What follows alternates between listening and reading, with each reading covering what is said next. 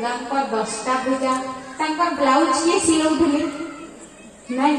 तांकर माप केंते नौथिले और ब्लाउज केंते सिलौथिले तो दुर्गा 10टा हाथ नहीं सेती शक्ति से अधिकारी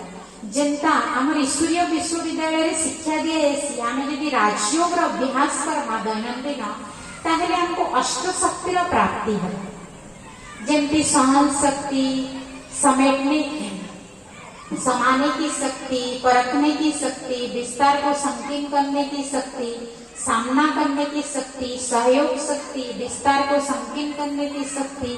समेटने की शक्ति ये सब शक्ति हमको प्राप्त है आम राजयोग माने स्वयं परमात्मा सांगे आमर मन बुद्धि के एकाग्र कले आमको यही अष्ट शक्तिर प्राप्ति है जेनटा माँ दुर्गा पाखे अष्ट शक्तिर से अधिकारिणी आ सेटा से शिवंकर को प्राप्त करिछु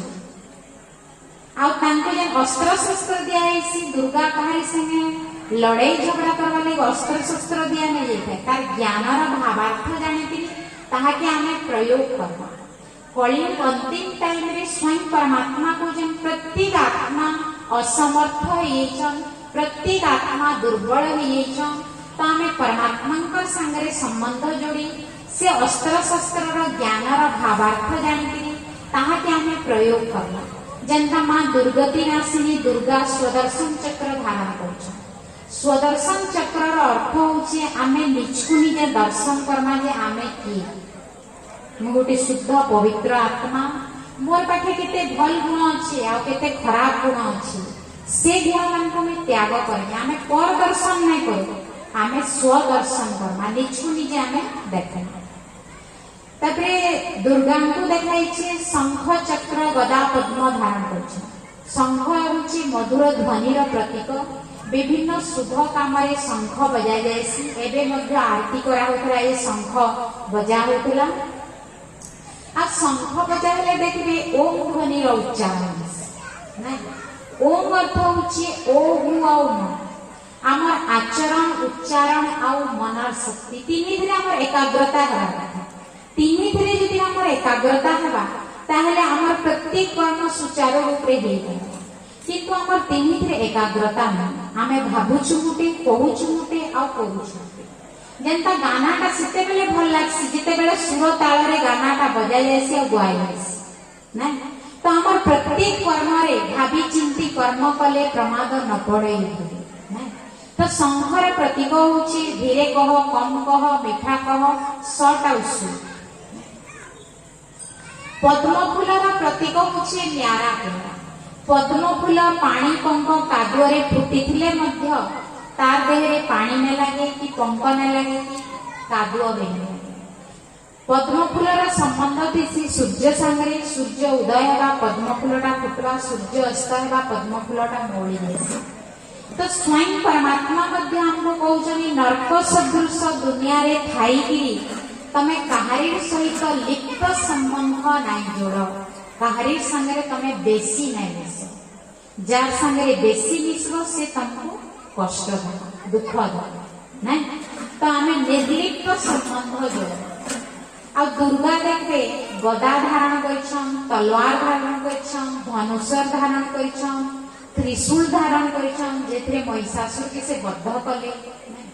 गदार प्रतीक होची कहा मारबार के गदा नहीं ज्ञानर गदा आमे घर गृहस्थी हमको भेराइटी प्रकार परिस्थिति करुँ से परिस्थितिर मुकाबला करमा आमे ज्ञानर गदा माध्यम ये ईश्वरीय विश्वविद्यालय आपण मैंने अध्ययन कले आपन को ज्ञानर अद्भुत खजाना मिलवा जार फल आपण घर गृहस्थी एनी प्रोब्लेम आपण मैंने सॉल्व करि पारबे ज्ञानर गदा माध्यम ना तलवार होइछन दृढ़ संकल्पर तलवार आमे यदि दृढ़ संकल्प करना ताहले आमे प्रत्येक परिस्थिति रे विजय प्राप्त करि करना एंती कैंसी जिंस नामे जेंता असंभव आ धनुष आमर लक्ष्य स्थल एक हवा जेंता धनुर्धारी देखाइसी अर्जुन तांको जे कहला से माछर आखी रे तीर लगाओ से माछर आखी के तीर लगई छाई के देखि आ द्रौपदी को विजय प्राप्त करि तो आमर लक्ष्य स्थल भी एक बार था आमर बुद्धि बाहर ना भटकेवा था एक परमात्मा सहित आम मन बुद्धि के एकाग्र करना बाह्य वस्तु वैभव सहित आम आकर्षित ना त्रिशूल देखा आम परमात्मा को प्राप्त कर सृष्टि आदि मध्य अंतर ज्ञान ये दुनिया केबे आरंभ होता तार मध्य केबे तार अंत केबे वर्तमान कलियुग अंतिम टाइम आ वर्तमान ही स्वयं परमात्मा कहूँ ये 5 विकार के तमे बद्ध कर आई शक्ति अष्ट शक्ति समस्त पाखे अच्छे आ परमात्मा को ध्यान कले आम अष्ट शक्ति के प्राप्त करना आ प्रत्येक विकार उपरे आम विजय प्राप्त करना जेनता विजयादशमी दिन देखाएसी रावण पोड़ी कराएसी आ श्री रामचंद्र ये रावण के बद्ध करते गोटे मुड़ काटी दौले आ गोटे मुड़ रावण पलिया तो आम जब गोटे विकार छाड़ा आ गोटे विकार पलिया कारण 10टा विकार अच्छे स्थूल और सूक्ष्म काम क्रोध लोभ मोह तार वंशधर भी अनेक अच्छे सूक्ष्म विकार और स्थूल विकार एंता नहीं आम गोटे विकार छाड़ीदेला से तार वंशधर सबे पड़े तो जिते बेले राम देखले जे गोटे मुड़ काटिदेले आ गोटे मुड़ पलिया कहगला रावण नाभि के बाहर कर आ रावण जो नाभि के बाहर गले तीर चलाले से रावण बद्ध है तो स्वयं परमात्मा कहते सबु विकार मूल मंजी हूँ देह अभिमान तमे देह अभिमान के त्याग कर वही देह के देखले तुम अहंकार आउचे मुई मुई बोली तमे गोटे शुद्ध पवित्र आत्मा तमे भगवान कर संतान तमे गोटे महान आत्मा पवित्र आत्मा देवात्मा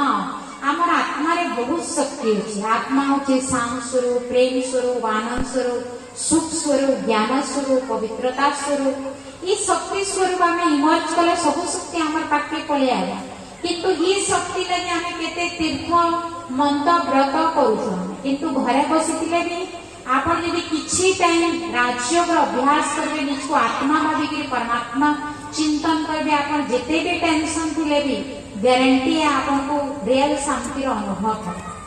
तो आप ईश्वरीय विश्वविद्यालय आसिक राजयोग शिक्षा करेंगे आई अष्ट शक्ति है आम क्रोध करुँ जानूँ क्रोधटा गोटे खराब आउ कण कहूँ मुई नहीं चाहू था क्रोध करवार के किंतु बाहरी पड़ा कर सारा रियलाइज कले कौन लगा तो आम राजयोग जब करमा क्रोध उपरे भी विजय प्राप्त करमा तार आम केनो कार कथा शुणला ताके कहूँ अभी तो मोबाइल जमाना है मोबाइल फोन करके कहूँ और लेडीज मान पाखे पेटे कथा रही जहाँ के कहते से भगवान कहते तुम फालतू कथा नहीं कहीकि ज्ञान कथा कह ज्ञान लेन देन कर से तुम आत्मा शक्ति बढ़ा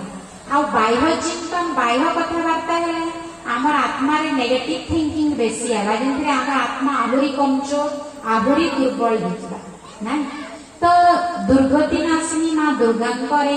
नदी आम जेन पूजा अर्चना करमा आम किसी शक्ति धारण करमा आम निज को निज आम परिवर्तन करमा जे मुई केनते परिवर्तन हुई नदी रे आ जहाँ भी दृढ़ संकल्प करमी प्रैक्टिकल जीवन दैनंदिन जीवन में सेटा नदी नहीं सबुदिन लगी ग्रहण करना जेनता शुद्ध अन्न है दृढ़ संकल्प व्रत है सकाळु उठबार है कि सकाळु उठिक गाधबार पूजा करबार है इटा 9 दिन नहीं सबुदिन करबार आम दृढ़ संकल्प व्रत अच्छा ओम शांति आम तो किसी कम आकार आपन को सुनालु अधिक शुणवे आमर ईश्वरीय विश्वविद्यालय अच्छे सेमती आपण मैंने शुणी पारे आउ जानी पारे आम तार आध्यात्मिक रहस्य जानिके यदि प्रत्येक पर्वपर्वाणी के आम यदि पालन करमा आमर घर गृहस्थी गृह आश्रम रे परिणत हो। ओम शांति।